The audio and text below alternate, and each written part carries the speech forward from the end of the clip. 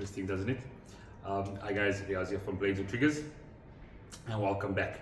Today I've got the Sig Sauer MPX with me, and I know we actually did a video some time back on the 5.5 version of the Sig Sauer Virtus, and we haven't actually gotten around to looking at the CO2 version. So yeah, today we're going to be looking at the CO2 variants of the Sig Sauer rifle range. I've got the MPX with me, as well as the MCX, and then we're going to look at the Canebrake as well, which is quite interesting in terms of just a little bit difference in the look of the rifle. So yeah, we're gonna something a little more for those Sig Sauer fans.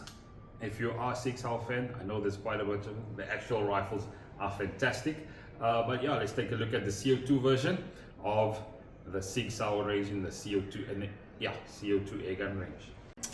All right, so taking a look at the MPX, we're going to be looking at the other two variants as well and seeing what the difference they actually have. But looking into the MPX, they all pretty much work the same in terms of what it uses to actually power the rifle and what type of pellets it shoots. They all shoot a 4.5mm pellet, and the nice thing about it, you can vary your pellets or different. It can shoot a number of different types of pellets, from your pointed to your flat to your round, and they all fit perfectly in the belt magazine. The belt itself is nice and long, so you can actually play around with the types of pellets you actually be shooting. So in that case, your velocities might differ from one to the other, what other pellets you actually shoot, but quite nicely itself. And I mean, you can actually get spares magazines for the rifle that fits in there. To the back end, or actually what actually powers the rifle, it uses a 90-gram CO2 bottle that screws into the back, and that gives you a decent amount of shots, up to 150 shots at a go, if not a little bit more, depending on what you're going to be shooting. I've actually had it where customers say they can't actually finish the bottle in a day, depending on how trigger happy you are. The other few things itself, as we mentioned, as you can see, your Picatinny rails right on top with this specific unit. It is the shorter variant, or the shorter version of the three that we're going to be looking at, and as I mentioned, velocity on this specific unit is around about 400-450 foot per second. Again, depending on what pellets you shoot. The cool thing about this one is that it has your add-on, your Picatinny add-ons that you actually screw into the shroud, and there is a little bit of difference from the other variants as well. But nice thing about it, nice and weighty. As I mentioned, it is sort of a replica of the actual Sig Sauer MPX, so they actually made it feel quite real, if I can call it that. And then you actually, the only difference is your stock. Your stock on the real thing would be a little bit different to the one that holds the gas cylinder at the back, but other than that, quite a nice rifle overall. Let's take a look at the other two quickly and see what the differences are. All right, there we have the MCX. And the nice thing about it is that it actually is a little bit more of a longer rifle. As you can see, it has the cool looking silencer up in front with a slightly longer shroud overall. And this actually does make a difference in terms of your velocity. The MCX does improve your velocity a little bit more than the MCX. MCX, MPX. A lot of jumbling up of letters there, but the MCX does give you a little bit more velocity. This could go up to around about 600 foot per second with a 4.5mm pellet, which is quite nice as well. It has pretty much all the standard features like the MCX with the Picatinny rail up in front, but the only difference is your front shroud. Your front shroud in this one has your key mod rails all around. And the nice thing about it is obviously if you have key mod adapters or key mod accessories that you want to add onto the front shroud, you can quite nicely do that, or quite easily do that itself. It works with the same type of magazine system at the bottom, 30 rounds, which you can actually get a little bit more of that to get it going. On this specific unit, it comes standard with a foregrip, which can be moved up or down depending on where you actually want it on the rifle. And yeah, nice, and if you're looking for a little bit more power, then this one would be the way to go. Again, also a nice feel to it, quite realistic and solid.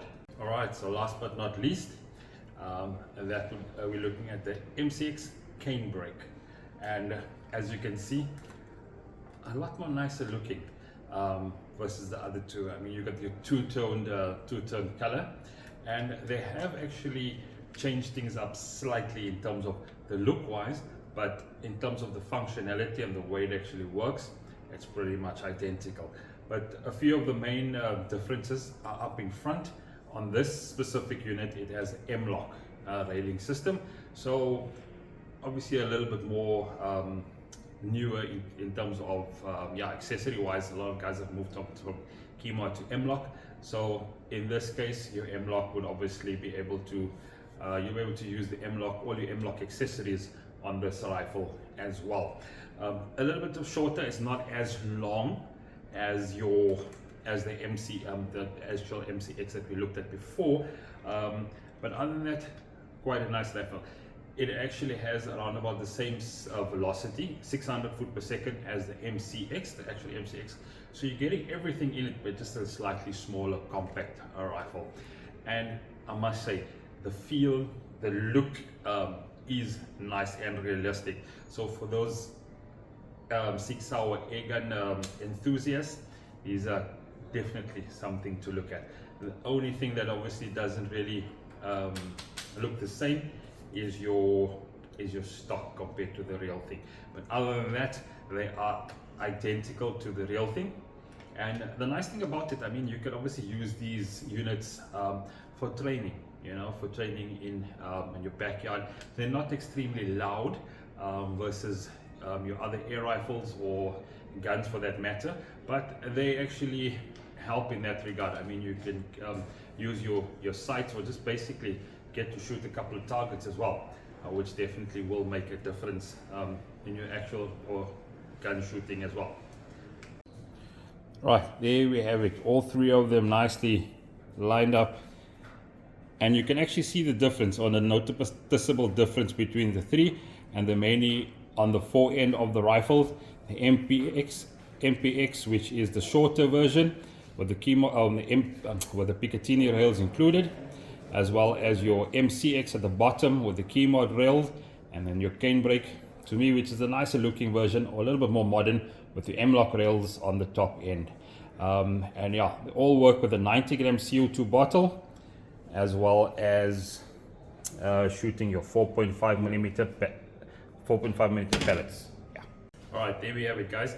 I took a look at the different variants of the Sig Sauer Airgun range that uses the 90 gram CO2 bottle, and I think the nice one, as I mentioned, is the Canebrake for me, which, yeah, as you can see, the two-tone color actually does make a bit of a difference in terms of the look wise, but feel pretty much identical to all of them.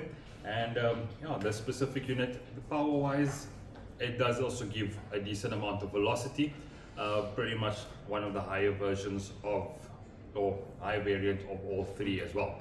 So if you're looking at something quite cool to be plinking around with, maybe small game at a close range, like ratting for that matter, then yeah, the Sig Sauer range will definitely do it for you.